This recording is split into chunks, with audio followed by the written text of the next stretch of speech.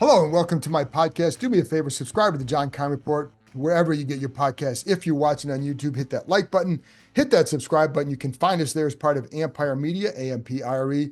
Always much appreciated when you tune in. Don't forget, you can read my work on ESPN.com. In a minute, I'm going to give you my 5 things I think about the Commanders and then also about the game against the Cowboys on Sunday. Huge game. Not obviously for the Cowboys, but it is for this team. You want to keep this season going and just building on this and getting rid of the stench of the 2-game streak.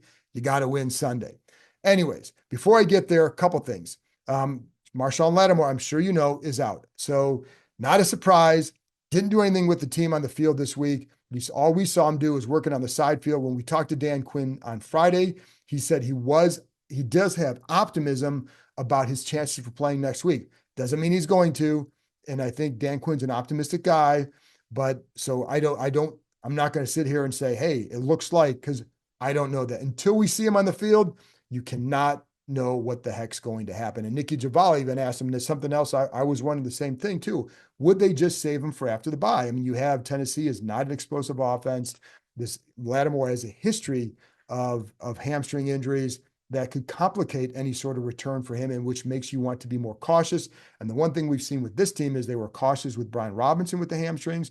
And Robinson said he, of course, could have gone a couple times, but they wanted to make sure. Other players have talked about how they feel like this staff is very protective of them with the injuries and all that, which is why the Jayden Daniels thing, like he didn't need to sit. He was good enough to play, certainly. And so players feel like they're taking care of him. So you go back to the Lattimore, and they're certainly going to take care of him. Somebody who has a history with these kind of soft tissue injuries, you need to make sure. So what we saw on Thursday from Lattimore, on Friday, we were inside the bubble, did not see him out there. On Thursday, when we were out there, he was working on a side field, doing some sort of like defensive back type drills, more so movement, backpedaling, angle, then run to the ball, that kind of stuff. He was only going about half to 3/4 speed. So he wasn't all out. So until you see that, it's really hard to say. Now he is going through walkthroughs. He is participating in meetings. So he's getting indoctrinated into the defense.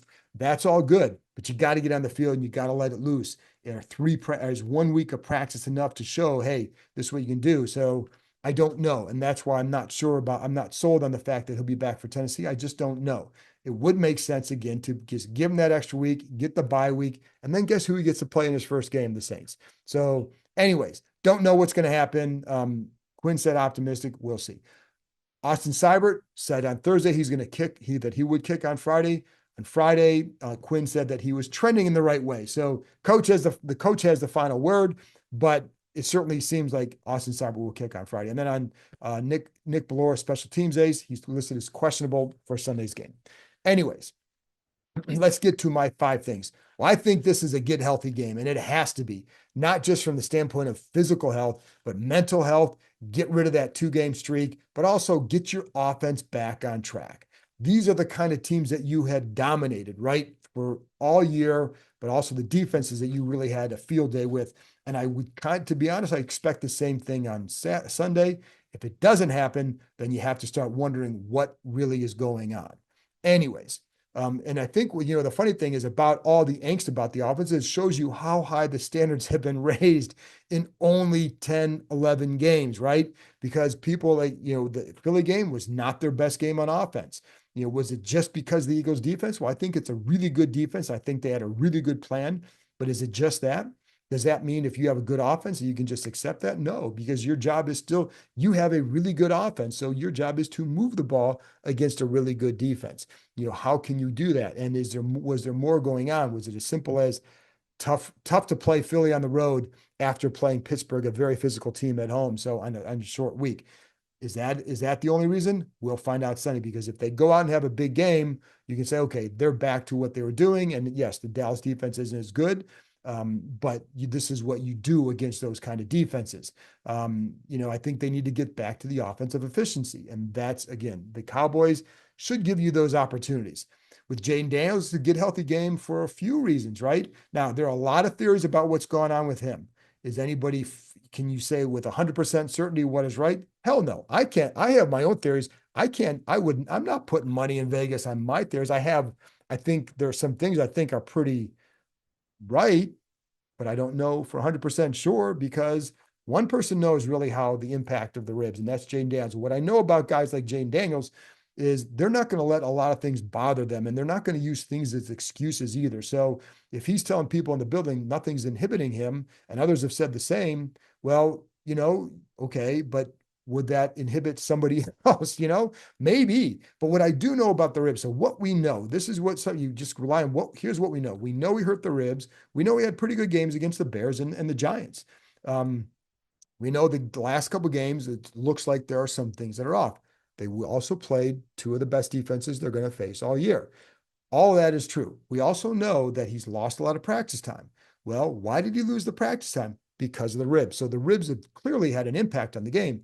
But from what standpoint? Is it a matter of, they're hurting him when he throws? I don't see that. But I do think the timing and the rhythm is off, and you can attribute that to the injury because, again, why did you lose time? Well, it was because of that. But when I went back and I watched every incompletion that he's thrown since the injury. There's no consistent pattern there. I've seen overthrows. I've seen balls where he zipped the ball. I've seen throws that are off. I've seen the throws at his feet. I've seen a lot of throws at the feet were on screens that were dirted, balls that were just thrown in the dirt to avoid pressure. So it's not like he's only missing one way. So it's hard to say, well, it's hard to really say. It's hard to really know. And again, only he knows. So I'm not going to bore you anymore with my theories because it doesn't matter. But what I do know is if your offense is getting healthy, this is the week to do it. And I also know the other thing I know for him is there's that rookie wall. And it's true for everybody. It's true for every rookie in the NFL. So it's going to be true for Bo Nix in Denver. It's going to be true for, Caleb Williams, all these rookie quarterbacks, right? But I know for Daniels, you get done with the season, you're grinding for the draft. Then you get here after the draft in the spring, you're showing up 5:30, whatever in the morning for during that stretch to go to do your walkthroughs, do your film work, et cetera. You're doing the same thing in the summertime. You're doing the same thing during the season. That adds, that's a lot. That's a grind. So I think when you get to this point in the year, I think it was good for him to get away for a couple days even, just to, you can go watch football, but you can just kind of chill, right? And I think that's important. So I think that was probably good for him to get away. That coupled with now more practice time, you're going to get a good full week of practice. And talking to some players there, it's like they feel like the timing was getting better. It was certainly that was affected by it in the past, and that now you can get back. But this week you've got to show it, because if you don't, now you're going to start there. Now there will be more questions about various things.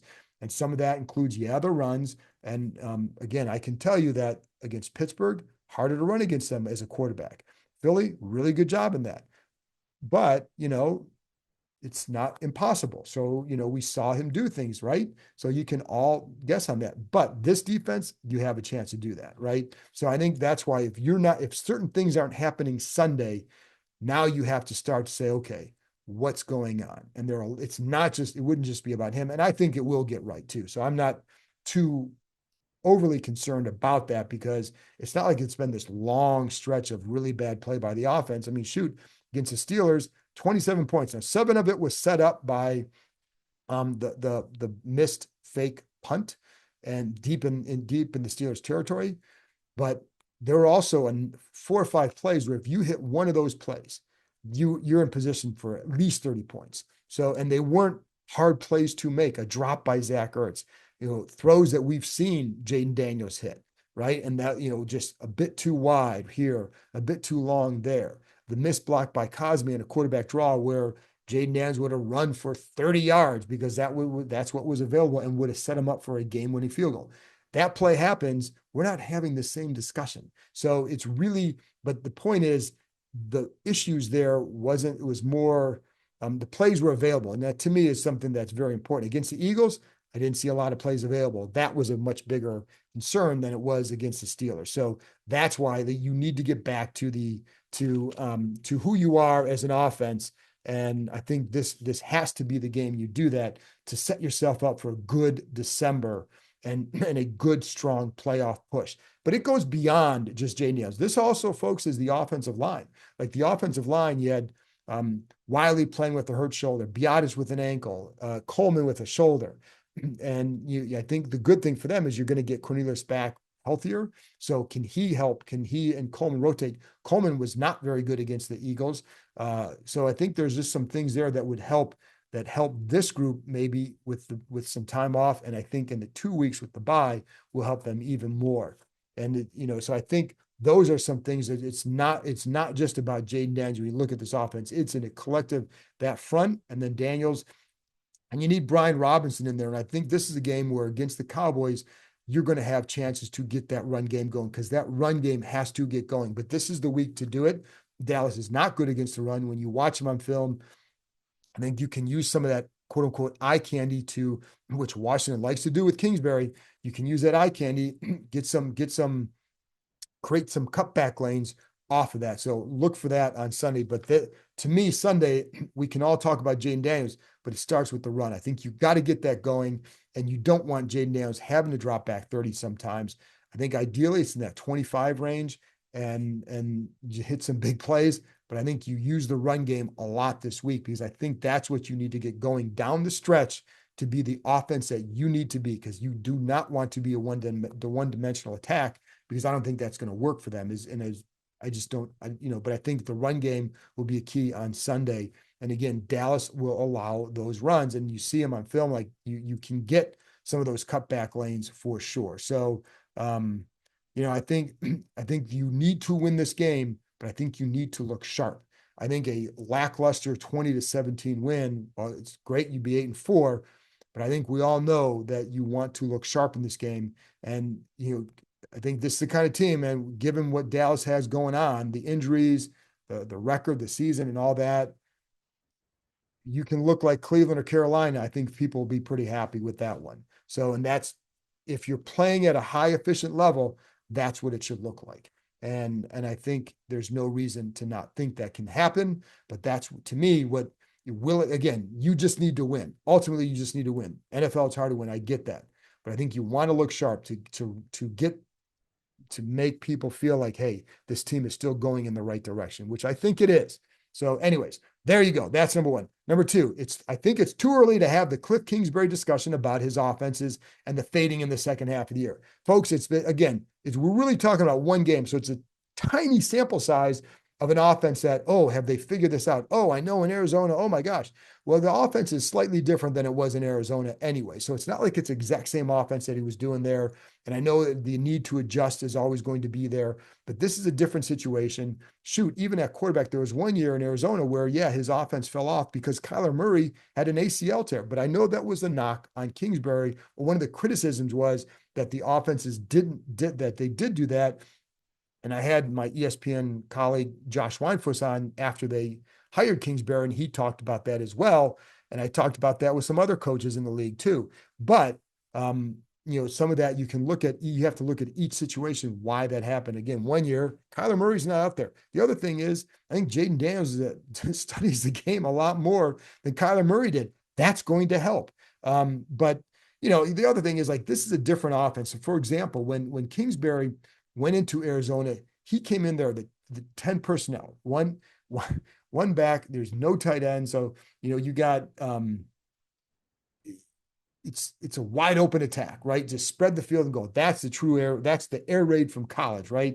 Well, that's no longer what they do. For example, they use 10 personnel. The first year he was in Arizona, 31.7% of the time. That's staggering. It dropped down to 13.5 in his third year, and then 5.0 in his last year. You know how much they've used that this year? I think it's like 0.9%. So it's, 0.3% they've used that this year. So that's not a factor. They used one back, one tight end. It's 34.6. His last year in Arizona was 64% of the time. It was so like, they've done different things. 21 personnel before, it was like 1.8%. Now he's calling it like 7.9% of the time. So that's, I think, a function of using your personnel wisely. He's using a lot of Eckler and McNichols together, Eckler and Robinson together, or any of the two backs. But especially when Robinson's in there, using he and Eckler together is really good. A lot more 13 personnel, a lot more 3 tight ends this year. In the past, 1.9% was the average for him for a season. Now 5.4%. So in other words, there's different things he's doing. So it's not exactly the same offense where now, again, teams are figuring them out. Of course, you get tendencies. And I'm going to get to one tendency in a minute, but I don't think it's as simple as, oh, they're figuring it out. I think Philly's personnel matched up well with them. And I think there's some things they can do better than they did in the second game. That's going to be a good key to see when some of these teams see, the Giants saw them a second time. Well, they did a pretty good job up in New York moving the ball. So, and they're sitting on the goal line would be, could have punched in another score and did pretty well there, right? So I think what happens when Philly sees them a second time, when Dallas sees them a second time, I think that will be a key, but I don't see this slippage yet. I don't see the level of concern yet because it's one game that we're really talking about where it's like, okay, that was not a sharp game, and that was the Eagles game, and so there you go. And how much will it help if Jayden Daniels and the line are healthy, feeling like themselves again, and you get Brian Robinson back, much different. But and so I'm going to go in this. I think Terry McLaurin, I think we don't need to worry about him lining up on one side as much as maybe some people might fear, because this is what he's been doing all year. He's having a really good year. Now, he is lining up on the left side an awful, awful lot. 242 of his snaps have come on the left side, 31 on the right side. For comparison, this is why you can say, how much does it matter? Because last year, 247 times wide left, 263 times wide right. Which year did he have a better year? Now, part of that's the quarterback, but part of that's also the kind of routes they're running. The variety of routes that he runs is much more, even just being on one side, is much more than it was last year. And I think that's one reason why McLaurin isn't as worried about like the tendency to line up there or just to be stuck on a side, because he's been stuck on that side all year and he's having one of his best years of his career. So it can't just be as simple as, oh, now the Eagles defended him very well. Clearly, the one thing I would say in that game that I think you should do in the second game is, now if they're taking him out with this, then move him around, put him in motion a little bit. I think that's something that they should have done. And I'm curious to see what they do when they face the Eagles a second time, if they try and take him out of the game like that. It's one thing against the Giants where he had 2 for 19. They did a good job against him, but he had 2 touchdowns and they're moving the ball without him. But in the game where you need to move the ball and they're taking him away, you got to find a way to get him the ball. And so if that means you have to move him a little bit, or even if you want to line him up on the right side, motion him to the left side to get him over there, then you need to do that. And they didn't do enough of that. And that's one of the things I would say for Kingsbury the next time, that I'd be curious to see, do they do something different with him? And that's, but to break some of the tendencies that they have with him, I don't know that this week you need to do that. But again, he's running a wider variety of routes from this side than he did in the past. That's why some of that stuff is, and for some of the people there, is less problematic than it might appear from a tendency standpoint, that yes, he's on that side a lot. Now, if we start going down the stretch here, if the Dallas takes him away because doing the same stuff is, obviously it's a copycat league, but it's not like this is the first time he's lined up on that side and they did this stuff. The Eagles could do things because they have an extremely talented secondary. I don't see the same secondary in Dallas right now. It's not the same, same defense. Diggs can be a big, good playmaking corner, but there's no doubt that McLaurin can beat him. So I don't think it's as big a worry for this. But again, the route running, but if it's not working, get some more motion, and there you go. And speaking of the Eagles game, this is one thing. This is kind of an extra thing within this. But speaking of that game, I want to go over that 4th down and 2 play, because it's something I talked about, and I want to make sure I present it to you accurately, and so you know what it is, because I even asked Sam Cosme about this. He goes, yeah, I was getting a lot of hate on this. I don't know why. And here's why he shouldn't get any hate, because he didn't do anything wrong. So on the play, he's pulling, because initially you look at it, it looks like a messed up play, because he and Coleman are almost collide, and then he almost bumps into Jayden Daniels, but he's supposed to pull on that play. He's supposed to pull left. You pull it right, a couple people pulling to the right, going around the end. But on that play, what's supposed to happen is, first of all, what messed it up is Jayden Daniels just bobbled the snap. And Cosme did not hit it. It looked like he was going to from a side, but he did not hit the ball, and Daniels still got it. But if he takes the snap cleanly, he's going to fake a run to Brian Robinson going to the left. That's why Cosme's pulling that way, and it's given some eye candy to the defense. But because of the bobbled snap, they knew there was no threat of the fake, right? There was no threat that it was going to go to Robinson. So that play was dead in the water as soon as he started bobbling, and it's for the action of the play, the eye candy was done because the players saw the bobble. They know what's going to happen. They can see it. The safety doesn't move with it all. So because of that, he's in position to go up and make the tackle on the run. Jalen Carter comes through, and the other problem was the Eagles had another guy up on the line that I think complicated their blocking assignments. But Carter comes through. Now, the question would have been if Carter is fooled by the fake and he can get around the end. But when you have to pull it, go around, it was just messed up. But I just want to make it known that Cosme did not mess up on the play. And so I wondered about that too. I wondered for sure, did he go the wrong way? I say, this is what you see. I don't know. Well, now I know. Now you know. Let's go on. I doubt. I know what I forgot because I want to get to Jeremy Chin. I think Jeremy Chin has been a terrific signing, and I know you do too. And it's funny because they got those two from Carolina, and after they signed he and Frankie Louvu, those are the two guys that kept jumping out to a lot of people. Like, oh, I really like those two, right? Obviously Bobby Wagner, but also those two in particular as well. Now with Chin, he didn't play as much with Carolina last year for whatever reason. I think there's a little bit of a mystery there last year as well. Carolina was okay letting him go. Louvu was a little bit different. They wanted to bring him back. They did not. I don't think they wanted to go as high as Washington did, and it wasn't like it was exorbitant. But they certainly sticking to whatever their budget was. They had the cap room if they wanted to, but they just didn't want to pay him that much. So Washington is clearly benefiting from both of them. But Chin in particular has been, both of them very good. But Chin has really steadily progressed as the season has gone on, and you can see the communication is better. You see it with Wagner, him coming up at times and talking to it, but also communicating in the secondary. He's playing more physical. Why? Because he's playing more fast. And you start to see some of that physical play early in the year against the Bengals, et cetera, but you're seeing it on a more consistent basis now. I mean, shoot, that tackle against Dallas Goedert the other day was terrific and just drove him back by a couple yards. Just a really fast physical play. And what part of the thing is when you understand what the defense is being called, and this is where Chin is at, he understands the calls better, not just like, oh, that, but understands what they're trying to do and why. And the more you're in a system, now you can play fast. Now you can communicate it more clearly to others. And I think when you're more certain in the calls, when you're more certain of what you need to do, you can play. The more certain you are, the faster you play. And that's what he's starting to do. So I think that has been a good thing. And what they need, like, listen, they're still giving up too many explosive plays.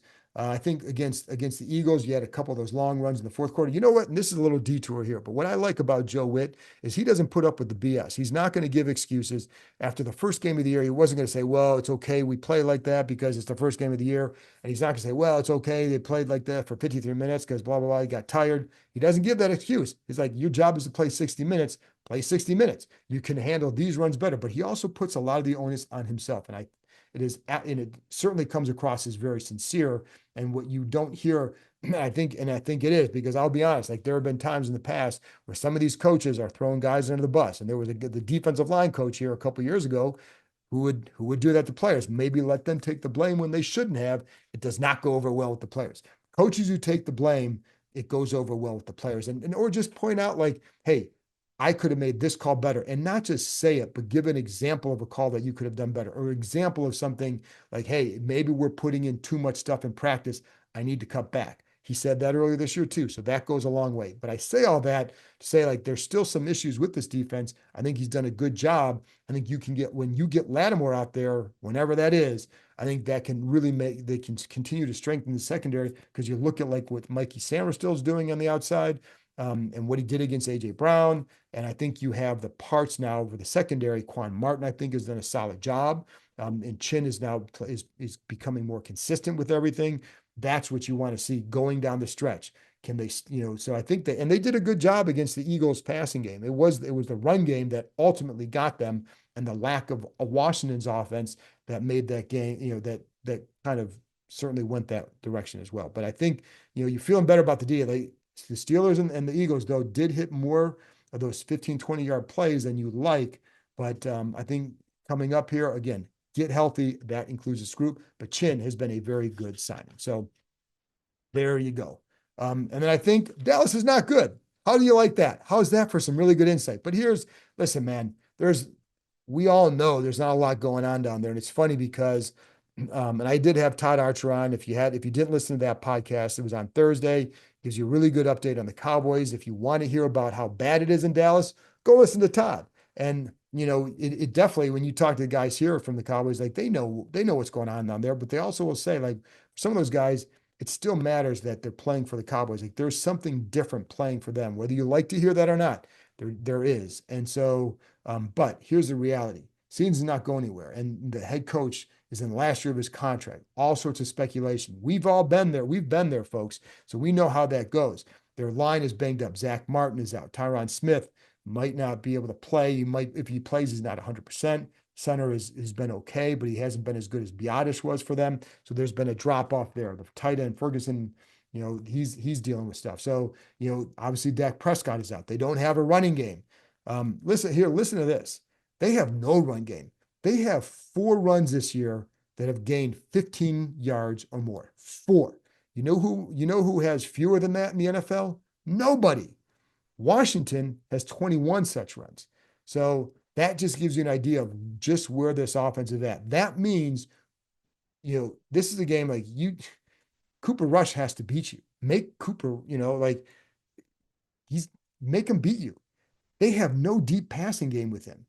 On throws where he's throwing of 15 air yards or more, so 15 yards or more downfield, he's 6 for 21. When you see him throw anything beyond 25, that ball hangs, man. That ball, like, he's underthrowing guys. He's not, he in the last couple of games that I saw him, he wasn't accurate at all. And you'd see guys like a CeeDee Lamb would make some really good plays on throws that are 29, 30 yards. But because he's got a twist and he's not hitting him in stride or whatever, you're not getting any yak after those long throws. So now the danger with CeeDee Lamb is he can do that. You miss a tackle, dude's gone.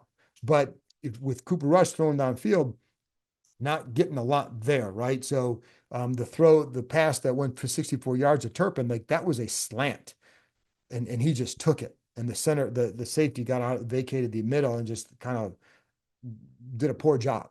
But that was the one that goes, it's not like he's throwing it 30, 40 yards downfield, hitting him in stride. That has not happened. So you need to be aware of CeeDee Lamb. You cannot let the guy start getting off. You've got to take him out, or at least tackle him, right? You can't let him get the yards after the catch, because make Cooper Rush beat you with that arm. And if you do, it's not going to happen. So, and I think you can make this team very one-dimensional, but a lot of it will start with the offense, getting that thing going, turn Dallas into one-dimensional attack, and I think you will be in good shape. Now, the other thing, it's the other thing, because of that offensive line, one thing to know, they have allowed 29 sacks this year.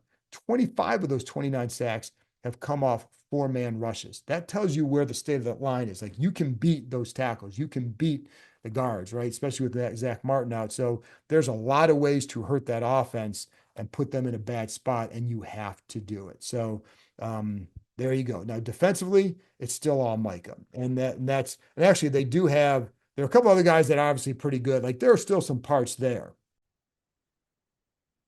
I like their second-year linebacker, DeMarvio Overshown, and it's funny because Quinn has talked about him this week, and like he said, he goes, "This is like they drafted him in the 3rd round in 2023." He's like, "This is what he envisioned for him." He plays fast. I think he was a converted safety, but he plays fast in the box, and like he's a guy to watch on the blitz for sure. So that's a guy to keep an eye on.